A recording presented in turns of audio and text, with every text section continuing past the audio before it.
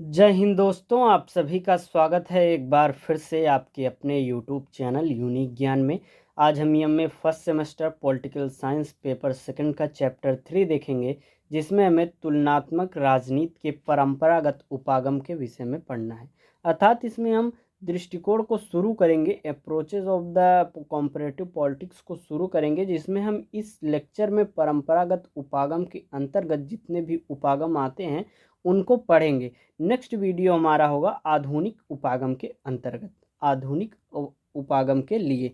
इसके पहले 2 चैप्टर हमने करा दिए हैं, अगर आपने नहीं देखे हो तो चैनल पर विजिट कीजिए। यम में first semester political science paper second की क्लासेस के नाम से प्लेलिस्ट मिल जाएगा। Paper first classes, paper third fourth सभी क्लासेस की प्लेलिस्ट बनी हुई है, वहाँ से आप चेक कर सकते हैं और क्लासेस अटेंड कर सकते हैं। सिलेबस आपको डिस्कस कर दिया गया है हिंदी और अंग्रेजी दोनों भाषाओं में। एक ही वीडियो के अंतर्गत paper first second third fourth तथा प्रैक्टिकल सभी चीज़ों का सिलेबस आपको बता दिया गया है, आप वहां से देख सकते हैं। या फिर हमारे टेलीग्राम चैनल को ज्वाइन कीजिए, जिसका लिंक डिस्क्रिप्शन बॉक्स में होगा। यूनिक ज्ञान या फिर टेलीग्राम पर सर्च कीजिए, आपको चैनल मिल जाएगा। वहाँ पर सभी क्लासेस की नोट्स आपको प्रोवाइड कराई जाती हैं, वहाँ से आप नोट्स लेकर रिवीजन कर सकते हैं या फिर अपना हैंड रिटन नोट्स जो है वह बना सकते हैं। तो टेलीग्राम चैनल अवश्य ज्वाइन करें। अगर आप चैनल पर नए हैं तो चैनल को सब्सक्राइब करें, दोस्तों के पास शेयर करें, वीडियो को लाइक अवश्य करें। पूरा लेक्चर देखने के बाद कोई डाउट रह जाता है तो आप कमेंट करके हमसे पूछ सकते हैं। तो चलिए देखते हैं तुलनात्मक राजनीति के दृष्टिकोण, अध्ययन के दृष्टिकोण अर्थात उपागम हम देखेंगे, approaches of the comparative politics. इसमें उपागम दृष्टिकोण अप्रोच हम देखेंगे। तो तुलनात्मक राजनीति के अध्ययन की परंपरा काफ़ी पुरानी है। तुलना करके राजनीति के अध्ययन की परंपरा जो है काफ़ी पुरानी हो गई है। करीब 2500 वर्षों से तुलनात्मक राजनीति के व्यवस्थित अध्ययन के प्रयत्न हो रहे हैं। तुलनात्मक राजनीति के अध्ययन में परंपरागत तथा आधुनिक उपागमों का प्रयोग हो रहा है। अर्थात 2 प्रकार के उपागम हैं, पहला परंपरागत, दूसरा आधुनिक। जिसकी हम परंपरागत इस लेक्चर में पढ़ेंगे और आधुनिक हमारा जो है उसको हम नेक्स्ट लेक्चर में देखेंगे। जहाँ पर परंपरागत उपागम जो है तुलनात्मक राजनीति के ऐतिहासिक, कानूनी, संस्थात्मक पक्षों की गहराई को समझने का रास्ता दिखाते हैं, वहीं आधुनिक उपागम हमें वर्तमान की जटिल परिस्थितियों में राजनीति की सूक्ष्म प्रक्रियाओं को भिन्न भिन्न स्तरों पर भिन्न भिन्न दृष्टिकोणों से समझने में सहायता करते हैं। जो हमारी परंपरागत उपागम होती है तुलनात्मक राजनीति की, उसमें हम ऐतिहासिक, कानूनी, संस्थात्मक या क्षेत्रीय उपागम के विषय में पढ़ते हैं। एक प्रकार से इन सभी पक्षों की गहराई को समझने का एक प्रकार से प्रयास हम परंपरागत उपागम के अंतर्गत कहते हैं। परंतु हमारा जो आधुनिक उपागम है उसमें हम इस समय की जो एक प्रकार से समस्याएं हैं, परिस्थितियां हैं और तथा राजनीति जो है उसकी सूक्ष्म प्रक्रियाओं को भिन्न भिन्न स्तरों पर और भिन्न भिन्न दृष्टिकोणों से समझने में हम सहायता प्रदान करते हैं, सहायता प्राप्त करते हैं। किससे? आधुनिक उपागम से। परंपरागत उपागम के अंतर्गत तुलनात्मक राजनीतिक विश्लेषण मुख्यतः इतिहास, कानून तथा समाजशास्त्र का उपाश्रित बना रहा है और उसे स्वायत्त विषय के रूप में मान्यता नहीं मिली है। आधुनिक उपागमों के आगमन से तुलनात्मक राजनीति को स्वायत्त विषय के रूप में मान्यता अवश्य मिली है। अर्थात जब परंपरागत उपागम थे तो तुलनात्मक राजनीति को एक स्वायत्त विषय का दर्जा नहीं मिला हुआ था, वह इतिहास पर, कानून और समाजशास्त्र पर एक प्रकार से आश्रित था। लेकिन आधुनिक उपागम के आने के बाद इसे एक स्वायत्त विषय के रूप में मान्यता मिल गई है। आगे हम देखेंगे परंपरागत उपागम में हमारा पहला है दार्शनिक उपागम। दार्शनिक उपागम जो कि फिलोसॉफिकल अप्रोच का विशेष गुण है कि इसके द्वारा राजनीतिक जीवन के आदर्शों को निश्चित कर राजनीति को नैतिकता के निकट लाने का कार्य किया जाता है। आगे हम देखेंगे प्लेटो दार्शनिक हैं, जो कि एक प्रकार से प्लेटो, थॉमस मोर, लॉक तथा रूसो, ये सभी जो हैं दार्शनिक उपागम को अपनाए हैं। दार्शनिक उपागम जो है एक प्रकार से राजनीति अध्ययन के अंतर्गत यह एक सबसे एक प्रकार से पुराना उपागम है। कौन सा? दार्शनिक उपागम। दार्शनिक उपागम जो है वह अपने स्वरूप से आदर्शात्मक है, अर्थात ज़्यादा आदर्श की बातें करता है, नैतिक की बातें करता है, किस किस चीज़ों पर विश्वास जोर देता है, या इस उपागम पर जोर देने वाले जो राजनीतिक वैज्ञानिक एक प्रकार से हैं, वह कार्यप्रणाली में उच्च नैतिक सिद्धांत एवं विश्वास पर जोर देते हैं। इसके अर्थात जो मानने वाले हैं, दार्शनिक उपागम को मानने वाले, जैसे कि प्लेटो, थॉमस मोर, लॉक, रूसो, ये सभी जो हैं, ये सभी राजनीतिक वैज्ञानिक, राजनीतिक जो एक प्रकार से कार्यप्रणाली है, उसमें उच्च नैतिक सिद्धांत एवं विश्वास पर जोर देते हैं। दार्शनिक उपागम के जो एक प्रकार से आलोचक हैं, वह इसे एक प्रकार से अत्यधिक भावात्मक कहते हैं, क्योंकि इसको मानने वाले ज़्यादातर नैतिक सिद्धांतों पर, विश्वास पर जोर देते हैं। यह हमें वास्तविकता से दूर ले जाता है और अव्यवहारिक है, ऐसा किसका मानना है, जो एक प्रकार से इसकी आलोचना करते हैं। आगे देखेंगे हम, इसका ऐतिहासिक उपागम है हमारा नेक्स्ट। इसके पहले हम आपको कुछ और बातें बता देते हैं, जैसे कि यह जो दार्शनिक उपागम है, इसमें यह कहा भी जाता है, जो कि सही है, कि इस उपागम के समर्थक अपने सामने ऐसे आदर्शों को रखते हैं जो एक प्रकार से अप्राप्य है, किंतु यह भी सही है कि इन लक्ष्यों के प्राप्त करने के प्रयास में आधुनिक मापदंडों में निश्चित ही सुधार आएगा, चाहे वे भले ही प्राप्त न किए जा सके। अर्थात जो हमारा जो अभी आधुनिक समय है, इसमें नैतिकता की कमी पाई जाती है। इसमें कानून है, इसमें संविधान के विभिन्न नियम हैं, लेकिन नैतिकता यहाँ के लोगों में कमी पाई जाती है। इसलिए कहा जाता है कि आधुनिक मापदंड है जो, उसमें निश्चित ही दार्शनिक उपागम से सुधार देखने को हमें मिलेगा। नेक्स्ट हमारा है ऐतिहासिक उपागम।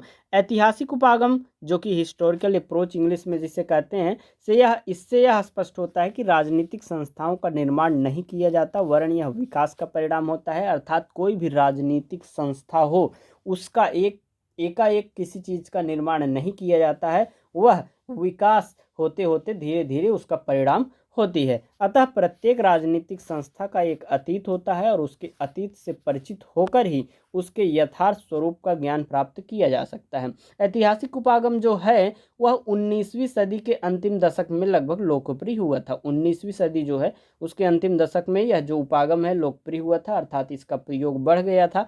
और यह इस विचार पर आधारित है कि राजनीतिक संस्थाओं एवं प्रक्रियाओं की उपयुक्त समझ के लिए जरूरी है कि राज्य संस्थाओं की ऐतिहासिक पृष्ठभूमि की स्पष्ट जानकारी हो।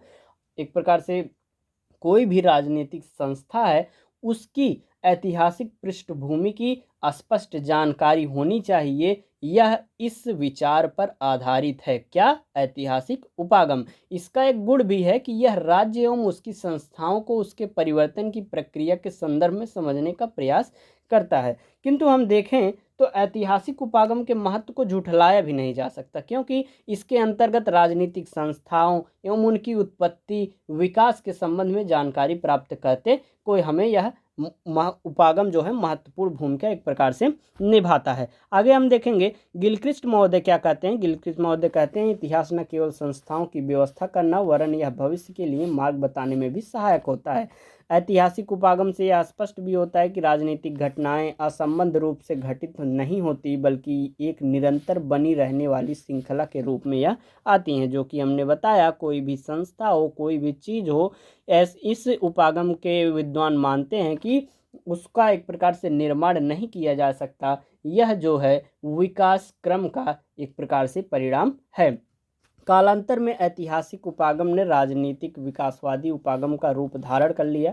सर हेनरी मैन और तथा मैकाइवर की रचनाओं में विकासवादी सिद्धांतों की जो है स्पष्ट झलक जो है दृष्टिगोचर होती है। इसको मानने वाले कौन कौन हैं? मैकियावेली, मॉन्टेस्क्यू, अलेक्सी वॉट ताकलीवाल, वॉल्टर वेजहार्ट, Henry Sumner Maine, Laski, Hegel, Marx, Herbert Spencer आदि ने किसी न किसी रूप में इस उपागम का प्रयोग किया है। किस उपागम का? ऐतिहासिक उपागम का।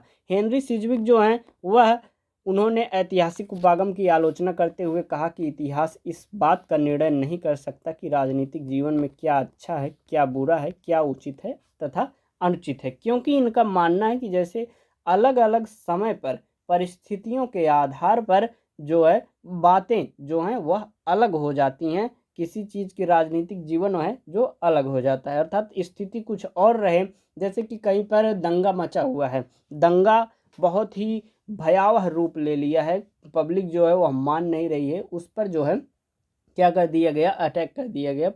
उनको एक भगाने के लिए विभिन्न प्रकार के प्रयोगों का इस्तेमाल किया जाने लगा। लेकिन कहीं पर जो दंगा हो रहा है वह शांति से किया जा रहा है, तो वहाँ पर हम अटैक नहीं कर सकते। अर्थात परिस्थितियों के आधार पर जो है अलग अलग उसके समाधान किए जाते हैं।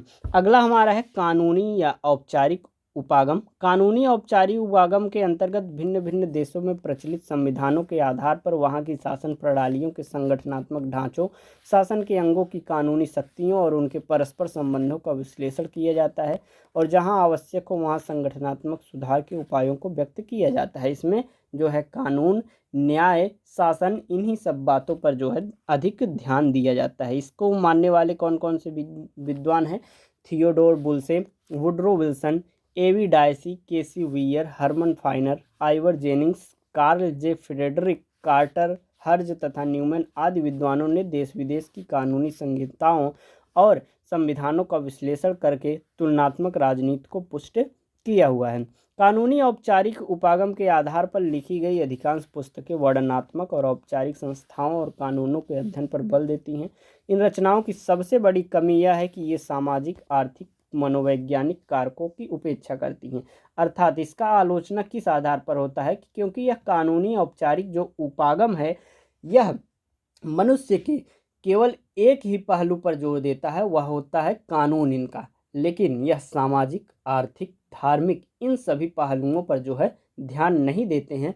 इन्हीं कारणों से जो कानूनी औपचारिक उपागम है इसकी आलोचना, उपेक्षा की जाती है।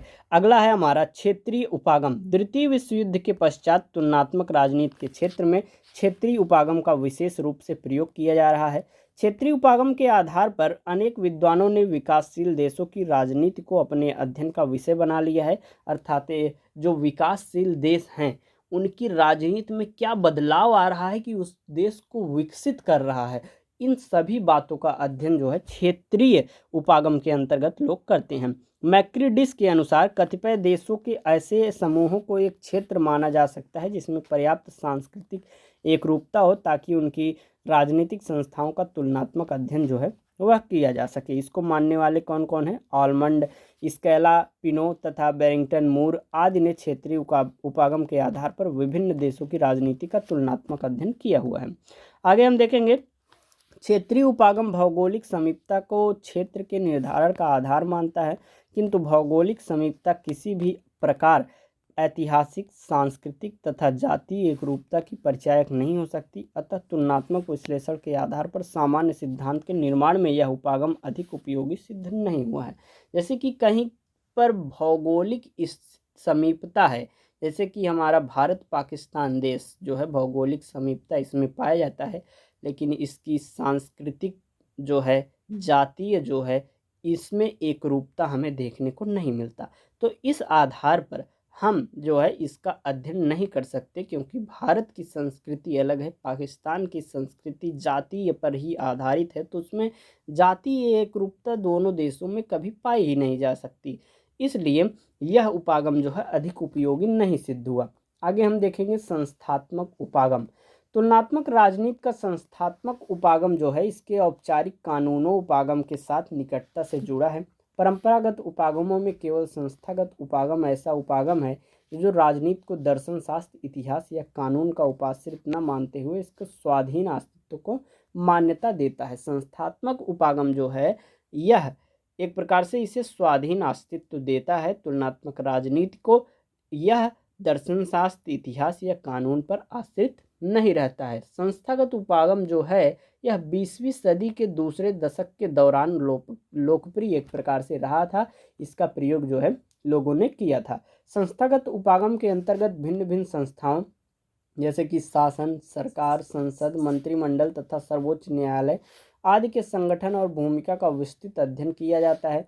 औपचारिक कानून उपागम के अंतर्गत केवल शासन के विभिन्न अंगों की कानूनी स्थिति, शक्तियों पर ध्यान केंद्रित किया जाता है, जबकि संस्थागत उपागम के अंतर्गत शासन और राजनीति से जुड़े समस्त संस्थाओं के संगठन और भूमिका पर विचार किया जाता है। संस्थागत उपागम जो है उसके अंतर्गत संस्थाओं पर ध्यान केंद्रित करते समय इनसे जुड़े व्यक्तियों के व्यवहार की उपेक्षा की जाती है। मतदान व्यवहार, विधायकों, न्यायाधीशों के व्यवहार जैसे विषय इसके क्षेत्र में नहीं आते हैं। जैसे कोई संस्था के विषय में अध्ययन किया जा रहा है तो उसके जुड़े हुए जो व्यक्ति हैं उनके व्यवहार पर ध्यान नहीं दिया जाता है, उसको नेग्लेक्ट एक प्रकार से किया जाता है। संस्थागत उपागम जो है मुख्यतः समाज के अध्ययन के लिए उपयुक्त होता है। अब हम देखेंगे परंपरागत जो हमारा उपागम था उसमें कमियां क्या क्या थी। आरसी मैक्रिडिस महोदय कहते हैं कि परंपरागत उपागम जो है तुलनात्मक राजनीति प्रधानता अतुलनात्मक है और यह प्रधानता वर्णनात्मक तथा संकीर्ण है। जो परंपरागत है इसकी यह कमी है। स्थिर प्रबंधकीय और आदर्श परक है। औपचारिक संस्थागत अध्ययन पर विशेष यह बल देता है। योगदान इसके क्या क्या रहे। परंपरागत राजनीति अध्ययनों के माध्यम से संकलित तथ्य आगे के राजनीतिक विश्लेषण में उपयोगी सिद्ध हुए। एलन आर बॉल के अनुसार परंपरागत राजनीतिक विद्वानों द्वारा खड़े किए गए विचारों के महत्व हैं जो चाहे कितनी भी कमजोर बुनियाद पर हो, उनकी कृतियों द्वारा सर्वप्रथम तुलनात्मक सरकार के बारे में जानकारी प्राप्त होती है। इस प्रकार हमने यह चैप्टर समझ लिया। कुछ पुस्तकें हैं अगर आपको बता देते हैं जो कि आपको जानना चाहिए, जैसे कि मॉडर्न फॉरेन गवर्नमेंट्स जो कि फ्रेडरिक ऑस्टिन और हैरोल्ड जिंक ने लिखा है। ये सभी जो है इससे संबंधित है, पारंपरिक उपागम से संबंधित है। तुलनात्मक राजनीति के पारंपरिक उपागम से जो है परंपरागत उपागम से संबंधित यह पुस्तकें हैं। जैसे कि the law of constitution A.V. Dicey ने इन जो कि परंपरागत उपागम के आधार पर लिखी गई हैं। The politics of developing areas Gabriel Almond ने लिखा है। Democracy and the party movement in prewar Japan Robert A Scalapino ने लिखा है। Soviet politics the dilemma of power Barrington Moore junior ने लिखा हुआ है। इस प्रकार से आपका यह चैप्टर यहाँ पे होता है समाप्त। तुलनात्मक राजनीति के परंपरागत उपागम को आपने पढ़ लिया। नेक्स्ट वीडियो में आपको तुलनात्मक राजनीति के आधुनिक उपागमों के विषय में बताया जाएगा, इसलिए चैनल पर बने रहिए। दोस्तों के पास वीडियो को शेयर कीजिए, चैनल को सब्सक्राइब कीजिए, वीडियो लाइक कीजिए। कोई भी डाउट रह जाता है तो कमेंट करके आप पूछ सकते हैं। धन्यवाद, मिलते हैं नेक्स्ट वीडियो में।